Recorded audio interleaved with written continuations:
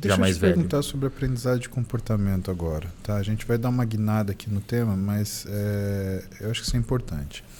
Recentemente, aquele psicólogo Jordan Peterson, né, um cara famoso mundialmente, né, e ele estava criticando um sistema que eles mudaram nas escolas primárias canadenses, de retirar a competição.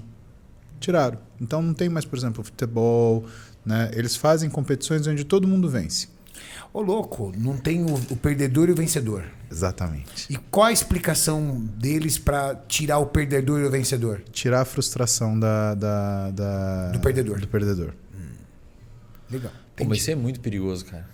É isso que eu queria que você comentasse, né? E o que essa autoridade em psicanálise criticou? Ele disse o quê? Ele falava exatamente isso, que é um perigo você tirar a frustração, porque a frustração ela também faz com que você tenha mobilização e enfrente seus problemas. Isso. E por quê? As frustrações, né, durante a vida, elas vão aumentando. Pô, se você não consegue resistir à frustração de ter perdido um jogo de futebol quando você tinha 8 anos de idade, quem dirá você tomar um não no emprego quando você tem 25? Ou você não passar na faculdade de primeira quando você tem 18? Ou você não ser aceito numa faculdade que você queria, mas ser aceito em outra?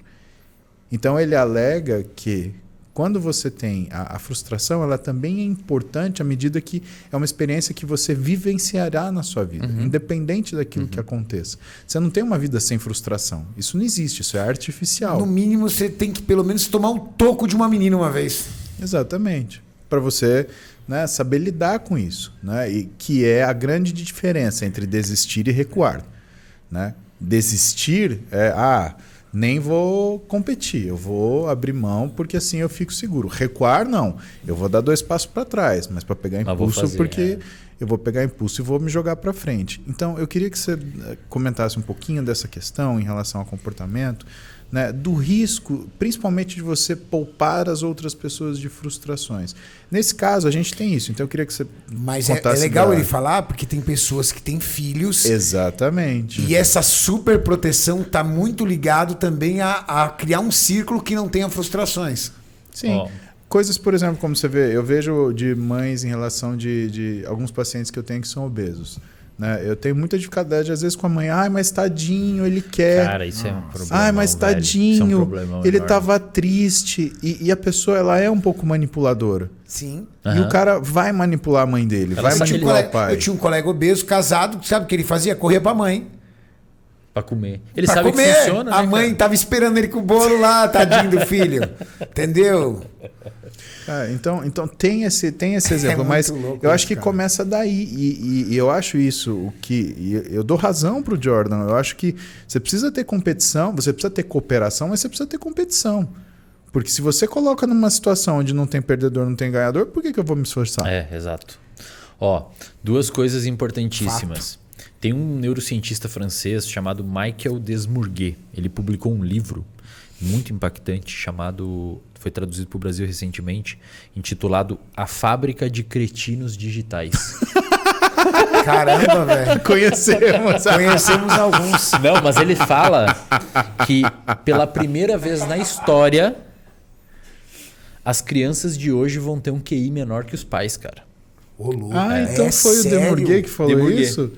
Pela primeira vez na história. Vai baixar o QI? Vai. A primeira vez na história, a geração passada vai ser mais burra do que a que existe. Meu Deus. E por quê? Por causa das redes sociais. As redes sociais. Ninguém mais lê um livro. Você só lê um... Não escreve, cara. Eu fico imaginando como é que é a letra dessa molecada, cara. E aí você vê, aí bota um texto maior, já ninguém lê. Aí ninguém quer postar mais texto grande porque ninguém curte. Aí virou um negócio muito superficial. Não, fora as abreviações das palavras, né, cara? Tem texto que eu vou ler ali, eu falo, caramba, cara. Tem abreviações que fica assim. O cara escreve um texto de 2 páginas em 3 parágrafos. E aí tem uma outra questão, respondendo essa pergunta do Musi, olha que bacana. Tem um conceito chamado inoculação ao estresse. Inoculação é um processo que é realizado para fazer uma vacina.